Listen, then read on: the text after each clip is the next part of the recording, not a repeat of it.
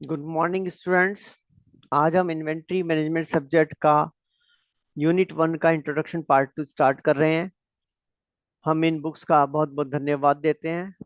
इसके अलावा जो वेबसाइट्स हैं, गूगल ट्रांसलेट है, उनका भी हम धन्यवाद देते हैं। आज हमारा टॉपिक है इन्वेंट्री मैनेजमेंट में how to improve inventory management system. आजकल जो कि सॉफ्टवेयर्स का ज़माना है, टेक्नोलॉजी का ज़माना है, आज हम मैन्युफैक्चरिंग कंसर्न्स में एक अच्छा सा इन्वेंट्री सिस्टम को लागू करते हैं। और एक अच्छे इन्वेंट्री सिस्टम को इम्प्रूव करने के लिए आजकल मैनुअली ये काम ना करके ऑटोमेशन के माध्यम से हम इस काम को करते हैं। ऑटोमेशन के अंतर्गत सभी मटेरियल्स को बार कोड से मार्क किया जाता है। इसके अलावा ये बार कोड का दो उद्देश्य हैं। एक तो मटेरियल को प्रॉपरली आरएफआईडी के माध्यम से स्कैन करना, उनकी ऑटोमेटिकली एंट्री करना, मैनुअली एंट्री ना करना। दूसरा हमारा है लेवल का फिक्सेशन करना। जब हम लेवल को फिक्सेशन करते हैं तो ऐसी परिस्थिति में हम हर एक मटेरियल के बारे में, मटेरियल को हम ऑटोमेटिकली आइडेंटिफाई कर पाते हैं।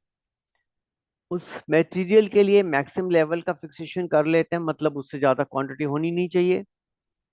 मिनिमम क्वांटिटी कितनी होनी चाहिए, रीऑर्डर क्वांटिटी कितनी होनी चाहिए, और रीऑर्डर लेवल्स कितने होने चाहिए, ये सभी चीजें हम सॉफ्टवेयर में फीड कर देते हैं, जिससे कि जब कभी भी हमारा मटेरियल मैक्सिमम लेवल को क्रॉस करता है या मिनिमम से कम जाता है, ये रीऑर्डर लेवल पे पहुंचता है, तो हमें शो करता रहता है अपने सिस्टम्स पर। इसके अलावा हम ऑटोमेटेड गेट सिस्टम का प्रयोग करते हैं। जैसे आपने मॉल में देखा होगा कि अगर कोई व्यक्ति बिना बिलिंग के सामान बाहर ले जाता तो ऑटोमेटेड गेट सिस्टम पर अलार्म बज जाता। ठीक उसी प्रकार से हमारे स्टोर में पे भी हम ऑटोमेटेड गेट सिस्टम को यूज करते हैं। इसके अलावा रीऑर्डर पॉइंट मैंने भी बताया, फिक्स कर दिया जाता है। रीऑर्डर पॉइंट वो पॉइंट होता है जिस पर मटेरियल का लेवल पहुंचने पर हम फ्रेश ऑर्डर जारी कर देते हैं, और जितनी क्वांटिटी का ऑर्डर हम जारी करते हैं उसे रीऑर्डर क्वांटिटी बोलते हैं, कहते हैं। इसके अलावा हम एबीसी सिस्टम लागू करते हैं। ए का मतलब हाई वैल्यू लो क्वांटिटी, सी का मतलब लो वैल्यू हाई क्वांटिटी, और बी का मतलब मॉडरेट क्वांटिटी मॉडरेट वैल्यू। इसको हम डिटेल में बाद में पढ़ेंगे। इसका भी प्रयोग किया जाता है जिससे कि स्टोर के अंदर सामान का जो प्लेसमेंट है, मतलब उसका रखने का रख रखाव है, उसको एबीसी सिस्टम के माध्यम से रखा जाता है, जिससे कि हम बेटर कंट्रोल कर सकते हैं। इसके अलावा हम cloud based system on real time basis पे, हम जब सॉफ्टवेयर का प्रयोग करते हैं तो हम क्लाउड बेस्ड सिस्टम भी यूज कर सकते हैं। बड़ी बड़ी कंपनियां जो मैन्युफैक्चरिंग कंसर्न्स हैं, वहाँ क्लाउड बेस्ड सिस्टम्स होता है, जहाँ उनके मैन्युफैक्चरिंग यूनिट्स अलग अलग जगह स्थापित होते हैं। आरएफआईडी गेट्स एंड स्टिकर्स मैंने बताया, इनका प्रयोग कर कर करके हम अपने अपने इन्वेंटरी सिस्टम को बहुत बेहतर बनाते हैं। इसके अलावा हमें ये भी ध्यान रखना होता है कि जो डेड स्टॉक है, एक ऐसा स्टॉक जो यूज ही नहीं हो रहा है, या ऐसे मटेरियल जिनका प्रयोग नहीं होगा भविष्य में, उन्हें डेड स्टॉक कहते हैं। या ऐसे स्टॉक्स जिनका भविष्य में इस प्रयोग होना अनिश्चित हो गया है, निश्चित तौर पे हमें इनका प्रयोग नहीं करना है। तो ऐसी स्थिति में ऐसे ऑब्सोलिट स्टॉक को अपने इन्वेंट्री से बाहर करना होता है। इसके अलावा हम उन आइटम्स को, जो आइटम्स हाई वेलोसिटी वाली हैं, हाई वेलोसिटी आइटम्स उन्हें बोलते हैं जो जल्दी जल्दी आउट होती हैं हमारी, उनको हमें ऐसी जगह रखना चाहिए, जैसे फिनिश गुड्स आया है उसकी पैकिंग होनी है, तो उसे पैकिंग स्टेशन के पास रखना चाहिए, जिससे कि काम जल्दी हो और समय कम लगे। इसके अलावा हमें अपने स्टोर का एक रेगुलर ऑडिट कराना जरूरी होता है, जिससे कि हम इंटरनल कंट्रोल बेहतर करते हैं। ये रेगुलर ऑडिट ऑर्गेनाइजेशन के अंदर एक इंटरनल ऑडिट स्टाफ अपॉइंट होता है। उसका काम है कि स्टोर के अंदर एक रेगुलर इंटरवल पर जाकर इन्वेंट्री को फिजिकली वेरीफाइड करे। इसके अलावा एक अच्छे इन्वेंट्री मैनेजमेंट में हम हमेशा अपने सप्लायर्स के साथ एक लेजनिंग करके रखते हैं। हम कोशिश करते हैं कि हमारे सप्लायर्स के साथ अच्छे संबंध बने रहे in terms of lead time. मतलब अर्थात सप्लायर्स हमें समय पर मटेरियल की सप्लाई करते रहें, और हमेशा हम उन सप्लायर्स को हमेशा प्रेफरेंस देते हैं जिनका लीड टाइम कम होता है, रिलायबल होते हैं, समय पर सही क्वालिटी में माल की सप्लाई करते हैं, रॉ मटेरियल्स की। इस तरीके से इसे हम ध्यान रखते हैं। अगला टॉपिक है हमारा मेंटेनेंस ऑफ इन्वेंट्री रिकॉर्ड्स। अर्थात जो हम इन्वेंट्री के रिकॉर्ड्स रखते हैं उनको दो भागों में बांट सकते हैं। पहला है वो रिकॉर्ड्स जो स्टोर कीपर रखता है, और दूसरा वे रिकॉर्ड्स जो कॉस्टिंग डिपार्टमेंट रखता है। स्टोर कीपर जो रखता है वो है बिन कार्ड, और उसका उद्देश्य है कि बिन कार्ड में प्रॉपर एंट्री करे और स्टोर में रखे हुए मटेरियल पर कंट्रोल भी करे। कॉस्टिंग डिपार्टमेंट का काम है स्टोर लेजर को बनाना। दोनों पैरेलल चलाए जाते हैं, लेकिन दोनों को रखने वाले अलग अलग हैं। बिन कार्ड हमेशा स्टोर के अंदर रैक के सामने लगाया जाता है, स्टोर कीपर के द्वारा एंट्री की जाती है, जबकि स्टोर लेजर कॉस्टिंग डिपार्टमेंट के द्वारा रखा जाता है। अब क्वेश्चन आता है कि बिन कार्ड क्या है फिर। बिन का मतलब जैसे नाम से पता लग रहा है कि बिन का मतलब रैक होता है, कंटेनर होता है या स्पेस जहां पर ये सामान रखा जाता है, उसे हम बिन बोलते हैं बेटा। ये सारे बिन एक सीरियल नंबर से अलॉटेड होते हैं, जिससे कि हम बिन नंबर भी बोलते हैं। इसके बाहर एक कार्ड टांग दिया जाता है, उस कार्ड को भी हम दिखाते हैं। उस कार्ड को हम में केवल क्वांटिटीज शो की जाती हैं, और इसका स्टोर कीपर का काम है उन क्वांटिटीज की एंट्री करना। जब भी कोई सामान रिसीव होगा या इश्यू होगा उस बिन से, तो हाथ के हाथ उसी समय उसमें एंट्री की जाएगी। ये सारा काम स्टोर कीपर के द्वारा किया जाता है। ये देखिए बिन कार्ड है हमारे सामने, स्क्रीन पे नजर आ रहा होगा बिन कार्ड। बिन कार्ड के अंदर एक बिन नंबर लिखा होता है, जिस डिपार्टमेंट से संबंधित ये सामान रखा है उस डिपार्टमेंट का नाम लिखा होता है, स्टोर लेजर का फोलियो नंबर लिखा होता है, आइटम का कोड होता है। देखिए राइट साइड में यहाँ पर भी maximum level, minimum level, reorder quantities enter की जाती है। तो यहाँ पर रिसीप्ट, इशू और बैलेंसेस होते हैं, लेकिन इसमें केवल हमारे पास डेट होती है, चालान नंबर्स होते हैं और क्वांटिटी होती है। इशू में भी, रिसीप्ट में भी और बैलेंसेस होते हैं। जैसे यहाँ पर दिखाया गया है कि 1/8/2026 को हमारे पास 1 अगस्त को 50 यूनिट का बैलेंस था। 8 तारीख को हमारे पास परचेज ऑर्डर नंबर 815 से 125 यूनिट आए, तो हमारे पास क्वांटिटी का बैलेंस हो गया 50 जमा 125 175। फिर 11 अगस्त को फिर पुनः परचेज ऑर्डर नंबर 817 का 75 यूनिट आया, तो हमारे पास 175 जमा 75, 175 जमा 75 इजकल टू 250 यूनिट्स हो गए। 12 तारीख को प्रोडक्शन डिपार्टमेंट की मटेरियल रिक्विजिशन स्लिप नंबर 801 आई, जिसमें 15 यूनिट की डिमांड की गई, तो हमने जारी कर दिया। देखिए यहाँ पर, और जारी करने के बाद हमारे पास 250 में से 15 यूनिट हट गए हैं, तो हमारे पास रह गए हैं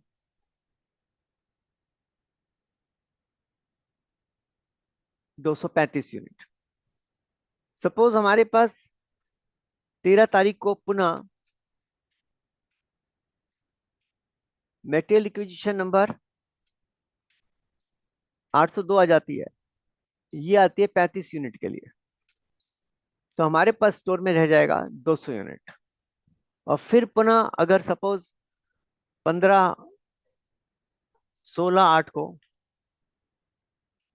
सपोज हमारे पास परचेज ऑर्डर नंबर 818 से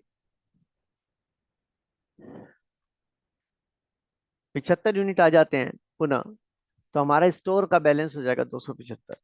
ऐसे हम एंट्री करते रहते हैं, स्टोर कीपर का काम है। अब आते हैं स्टोर लेजर। क्या होता है? स्टोर लेजर भी लगभग इसी तरीके होता है, लेकिन इसके अंदर डेट के साथ और क्वांटिटी के अलावा रेट और अमाउंट भी दिए जाते हैं। ये देखिए सामने दिखाई दे रहे होंगे, कब हमने ऑर्डर किया, कितने रिसीव हुए, कितने इशू किए, कितना बैलेंस रह गया, स्टॉक चेक किस तारीख को हुआ, क्वांटिटी कितनी पाई गई, अगर कोई रिमार्क है, डिस्क्रिपेंसी है, तो उसके बारे में डिसाइड किया, दिखाया गया।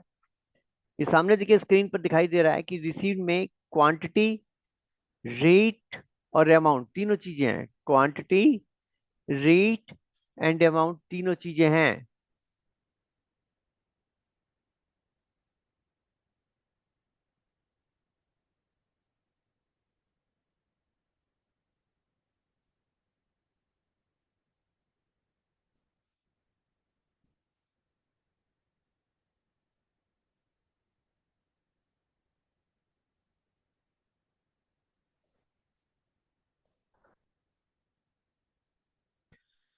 देखिए यहां पर हम देख रहे हैं, क्वांटिटी है, रेट है और अमाउंट है। क्वांटिटी है, इशूड में भी रेट है और अमाउंट है। इसी तरह बैलेंस में भी क्वांटिटी है, रेट है और अमाउंट है। इसका मतलब यहां पर अगर हम कहें कि सपोज ओपनिंग डेट पर हमारे पास 40 यूनिट थे, 6 रुपए के भाव पर 240 रुपए के थे, और स्टॉक चेक हुआ था उसी दिन 1/8 को, तो 40 यूनिट पाया गया। यहाँ केवल स्टॉक चेक करने वाले केवल फिजिकल क्वांटिटी को चेक करेंगे और किसी चीज को चेक नहीं करेंगे। यहाँ पर दो तारीख में 45 यूनिट आए। 45 नंबर GR ऑर्डर से आया, परचेज ऑर्डर नंबर 45 से 120 यूनिट आए, 7 रुपए के हिसाब से 840 रुपए के। तो हमारा बैलेंस हो गया 40 जमा 120 बराबर 160 यूनिट। देखिए यहाँ पर, और 840 जमा 240, 1080 रुपये टोटल वैल्यू हो गई। फिर हमने इशू किया 3 तारीख को 50 यूनिट। अब यहाँ पर कौन सा मेथड से एंट्री करनी है, लीफो से, फीफो से, वेटेड एवरेज, ये बाद में पढ़ाए जाएंगे। यहाँ स्टोर लेजर में उस मेथड का प्रयोग करके उस रेट का प्रयोग किया जाएगा और अकॉर्डिंगली उसके हिसाब से अमाउंट लिखा जाएगा, और यहाँ पर उस अमाउंट को लिखा जाएगा और इसी हिसाब से बैलेंस चेक किया जाता है। Is it clear?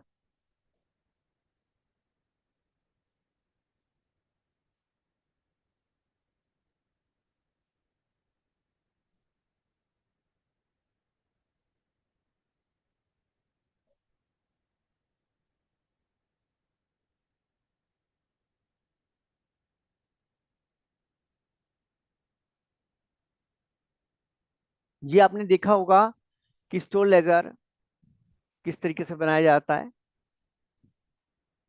अब हम आते हैं कि मैंने यहाँ बताया, देखिए लीफ स्टोर लेजर में LIFO, FIFO, simple average, weighted average, किसी भी मेथड का प्रयोग किया जा सकता है। ये डिपेंड करता है कि उस संस्थान में किस प्रकार का मेथड का फॉलो किया जा रहा है।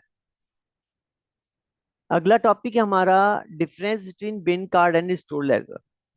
अभी हमने पढ़ा कि बिन कार्ड हम स्टोर में लगाते हैं और स्टोर लेजर बनाते हैं। आपके मन में एक प्रश्न होगा कि हम दो दो बार क्यों एंट्री कर रहे हैं।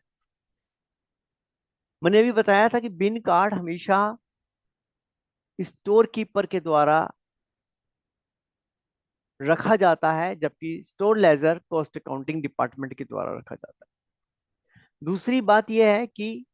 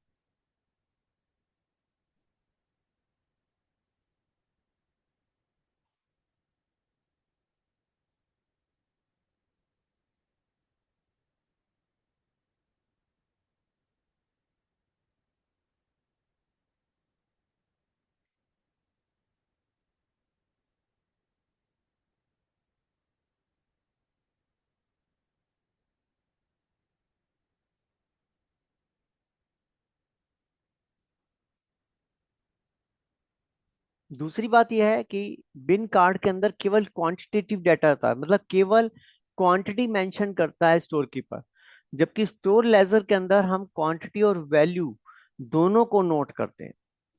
तीसरा जो मुख्य अंतर है वो है कि बिन कार्ड में जो एंट्री होती है at the time of receipt और इशू होती है। जैसे ही स्टोर कीपर किसी आइटम को, मटेरियल को प्राप्त करता है, बिन कार्ड में तुरंत एंट्री कर देता है। जैसे ही स्टोर कीपर जारी करता है, उसी समय इशू करता है प्रोडक्शन डिपार्टमेंट को, तो एंट्री कर देता है। लेकिन स्टोर लेजर में एंट्रियां जब ये रिसिप्ट और इशू हो जाती हैं तो उसकी इंफॉर्मेशन स्टोर लेजर के स्टोर कीपर के द्वारा भेजी जाती हैं सूचनाएं। तो चूंकि हम ऑटोमेटिक सिस्टम यूज कर रहे हैं इन्वेंट्री का, तो ऑटोमेटिकली कॉस्टिंग डिपार्टमेंट को पता लग जाता है कि मटेरियल जारी हो गया है, तो वह एंट्री कर देता है। और चौथा अंतर है कि बिन कार्ड में जो शॉर्टेज ऑफ मटेरियल है वो इमीडिएटली हमें पता लग जाता है, क्योंकि स्टोर कीपर फिजिकल वेरीफाई कर रहा है, हाथ किया तो पता लगा उसे शॉर्टेज हो गई है। लेकिन स्टोर कीपर को, इसका अर्थ है कि स्टोर कीपर का मुख्य काम है कि मटेरियल की शॉर्टेज को इन्फॉर्म करना, उसके बारे में बताना और उसकी जांच करना, खुद ही स्वयं देखना कि कहीं इधर उधर मटेरियल ना रख दिया गया हो, चेक कर लेता है। लेकिन स्टोर लेजर का काम होता है, मुख्यतः तीन काम होते हैं। पहला है इन्वेंट्री का वैल्यूएशन करना, दूसरा है फाइनेंशियल रिपोर्टिंग करना, और तीसरा है ऑडिट करना, ताकि जो कमी है, शॉर्टेज है, वेस्टेज है, या वटेवर जो भी इन्वेंट्री के संबंध में वो जांच करता है और उन कारणों का पता लगाता है। ये हुआ हमारा बिन कार्ड और स्टोर लेजर में क्या अंतर है, बहुत इंपॉर्टेंट है। अगला है इन्वेंट्री सिस्टम्स क्या है। जो इन्वेंट्री के वैल्यूएशन की जाती है या इन्वेंट्री की जो चेकिंग की जाती है, उसको करने के हमारे पास दो सिस्टम है। एक है पीरियोडिक इन्वेंट्री सिस्टम, एक है परपेचुअल इन्वेंट्री सिस्टम। ये जो पीरियोडिक इन्वेंट्री सिस्टम है उसका अर्थ है कि एक निश्चित समय के बाद हम स्टोर को जाके फिजिकली वेरीफाइड करेंगे। एक निश्चित समय क्या हो सकता है, ये संस्थान खुद डिसाइड करेगा, 15 दिन, 1 महीना, 6 महीना, क्वार्टर, 1 साल बाद। पीरियोडिक इन्वेंट्री सिस्टम एक ऐसा सिस्टम है जिसमें एक निश्चित समय अवधि के पश्चात स्टोर को बंद कर दिया जाता है इशू और रिसिप्ट के लिए, और फिर उसको फिजिकली वेरीफाइड किया जाता है। इसे हम पीरियोडिक इन्वेंट्री सिस्टम बोलते हैं। इसमें क्वांटिटी और वैल्यू दोनों को चेक किया जाता है, पता लगाया जाता है, फिजिकली वेरीफाइड किया जा रहा है। लेकिन इसे मुख्य जो बात है वो है at the end of a particular time, accounting period के बाद। नॉर्मली हम इसे अकाउंटिंग पीरियड जो कि सामान्यतः 31 मार्च को समाप्त होता है, उसी उस समय हम इसको फिजिकली वेरीफाइड करते हैं। इसमें एक बहुत बड़ी बात जो इम्पोर्टेंट है, जो समझने की है, वो है फिजिकल वेरिफिकेशन। अब आप खुद सोचिए, अगर स्टोर छोटा है तो आप फिजिकली वेरीफाइड कर सकते हैं इस सिस्टम में। लेकिन हमें अगर बीच में, साल के बीच में, मंथ के बीच में हमें ये पता लगाना है कि भाई कोई थेफ्ट तो नहीं हुई, कोई शॉर्टेज तो नहीं है, तो ये पता लगाना बहुत मुश्किल काम होगा इस सिस्टम के अंतर्गत, क्योंकि हमारे पास सूचना ही नहीं है इस बारे में। इसीलिए इसमें मटेरियल के बारे में जो सूचनाएं हैं वो तुरंत उपलब्ध नहीं होती है। यदि हम ये जानना चाहते हैं कि कितना मटेरियल हमने यूज कर लिया, तो ये इमीडिएट नहीं पता लगा सकते। हमें बस एक फार्मूला यूज करना पड़ेगा। जैसे कि हम कहेंगे ओपनिंग में हमारे पास सपोज 2 लाख रुपए का मटेरियल था, हमने साल के बीच में 5 लाख रुपए का मटेरियल खरीदा, तो टोटल हो गया 7 लाख। और साल के एंड में हमें पता लगा जी 1.5 लाख रुपए का मटेरियल बच गया है, तो हम कहेंगे जी हमने जो मटेरियल यूज किया वो 2 लाख जमा 5 लाख बराबर 7 लाख, माइनस क्लोजिंग स्टॉक 1,50,000 बराबर 5,50,000। तो हमें ये इस तरीके से ये पता तो लग गया कि मटेरियल क्लोज में कितना हुआ और हमारे पास कितना हमने साल भर में यूज किया।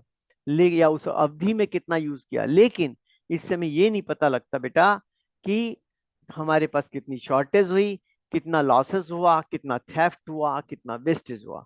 हम ये प्रिज्यूम कर लेते हैं सिस्टम में कि हमारा मटेरियल यूज्ड हो गया है, अर्थात इस पे कोई कंट्रोल नहीं हुआ।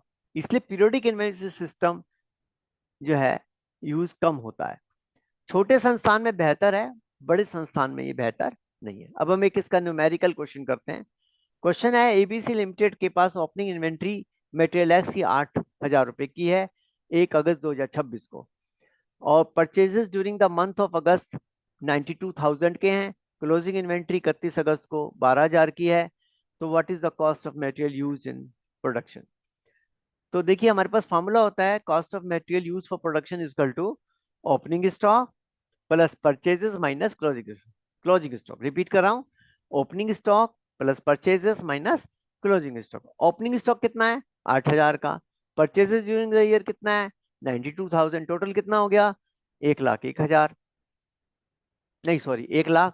8,000 प्लस 92,000 बराबर 1,00,000, और हमने 12,000 क्लोजिंग स्टॉक है, तो मेटेरियल यूज इन प्रोडक्शन हो गया 88,000। क्लियर है? तो यहाँ ये मान लिया कि 88,000 का यूज हुआ, इसमें हमें ये नहीं पता लग रहा कि शॉर्टेज कितना हुआ, लॉसेस कितना हुआ, वेस्टेज कितना हुआ, थेफ्ट कितना हुआ, तो हम बेटर कंट्रोल नहीं कर सकते। एक क्वेश्चन और करते हैं। क्वेश्चन ये देखिए सामने स्क्रीन पर आ रहा है।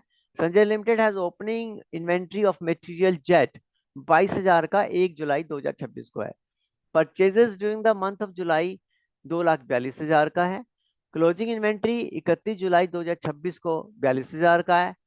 तो इसने बोला है question, what is the cost of material used for production? ये पीरियोडिक इन्वेंटरी सिस्टम का क्वेश्चन है। कॉस्ट ऑफ मटेरियल यूज अभी बताया बेटा, opening stock plus purchases minus closing stock. Cost of material use for production कितना हो जाएगा? 22,000 जमा 2,42,000 माइनस 42,000 बराबर 2,22,000। ये पीरियोडिक इन्वेंटरी सिस्टम के हमने दो क्वेश्चंस कराए हैं, न्यूमेरिकल क्वेश्चंस हैं, छोटे छोटे क्वेश्चन हैं। आशा है आपको समझ में आ गया होगा। अब आते हैं परपेचुअल इन्वेंटरी सिस्टम क्या होता है। देखिए पीरियोडिक इन्वेंटरी सिस्टम में तो आपको ये पता लगा कि हमने साल के एंड में, एक पीरियोडिक एंड में, सामान्यतः एक साल ही होता है, इसमें हमने स्टोर बंद किया और फिजिकल वेरिफिकेशन किया। लेकिन परपेचुअल इन्वेंटरी सिस्टम में हमें स्टोर बंद नहीं करना होता, इसमें भी हम फिजिकल वेरिफिकेशन तो करते हैं,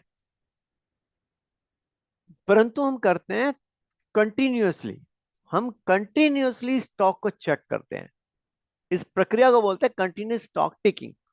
जब हम कंटिन्यूअसली बेटा मटेरियल्स स्टोर में जाके मटेरियल को चेक करते हैं, तो इसे बोलते हैं कंटिन्यूअस स्टॉक टेकिंग। कंटिन्यूअसली हम चेक करते हैं। तो अब आप, कौन करता है? ऑडिट स्टाफ आके करता है। तो क्या सारे आइटम कर लेता है? नहीं, वो कुछ आइटम्स की संख्या डिसाइड कर लेता है कि रोज हम जाएंगे और हम 4 आइटम चेक कर लेंगे, एनी 4 आइटम। स्टोर कीपर को नहीं बताया जाता कि कौन से आइटम चेक हो रहे हैं। ये कंटिन्यूस ट्रैक करता है इन्वेंट्री के लेवल्स पे भी।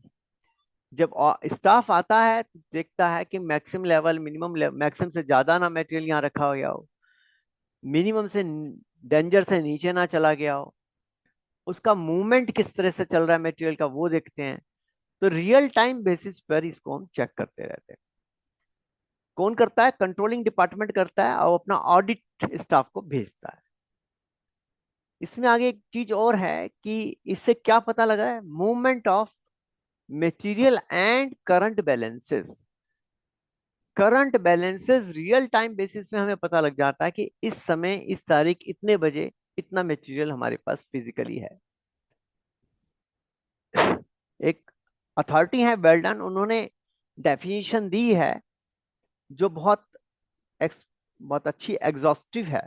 According to him, it is a method of recording store balances after every receipt and issue to facilitate regular checking and to avoid closing down for stock taking।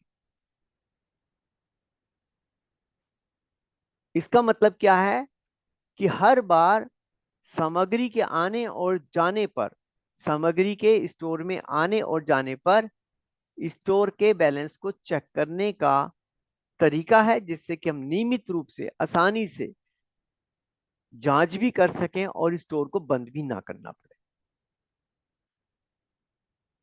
इसका मतलब इस system का जो perpetual inventory system है, इसका मुख्य मकसद क्या हुआ? मुख्य मकसद, उद्देश्य हर आइटम के स्टॉक की क्वांटिटी को के बारे में जानकारी हासिल करना, जानकारी उपलब्ध कराना है। और केवल मात्रा ही नहीं, क्वांटिटी ही नहीं, उसकी वैल्यू भी। ये सिस्टम बहुत बेहतर सिस्टम है मटेरियल कंट्रोल सिस्टम के लिए।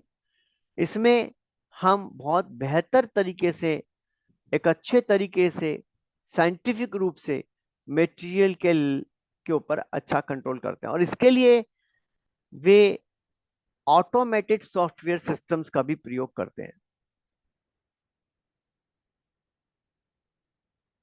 इस परपेचुअल इन्वेंटरी सिस्टम में भी हम बिन कार्ड और स्टोर लेजर दोनों को ही बनाए रखते हैं। क्योंकि बिन कार्ड मैंने बताया अभी, स्टोर में रखा जाता है, स्टोर कीपर के द्वारा मेंटेन किया जाता है, जबकि store laser cost accounting department के द्वारा मेंटेन किया जाता है।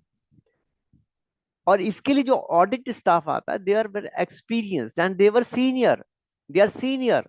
काफी सीनियर स्टाफ होता है, मिडिल मैनेजमेंट के लेवल का स्टाफ होता है जो इसे चेक करता है। इसका मतलब जो परपेचुअल इन्वेंटरी सिस्टम, अगर नटशेल में बात करें, इसके अंतर्गत एक इंटरनल ऑडिट स्टाफ के द्वारा physically verification of store items किया जाता है और उसको रिकंसाइल करते हैं बिन कार्ड और स्टोर लेजर से। ये हुआ हमारा परपेचुअल इन्वेंटरी सिस्टम। अब अगले, अभी हमने एक वर्ड यूज किया था, कंटिन्यूअस स्टॉक टेकिंग। बेटा, कंटिन्यूअस स्टॉक टेकिंग मतलब कंटिन्यूअसली स्टॉक को चेक करना।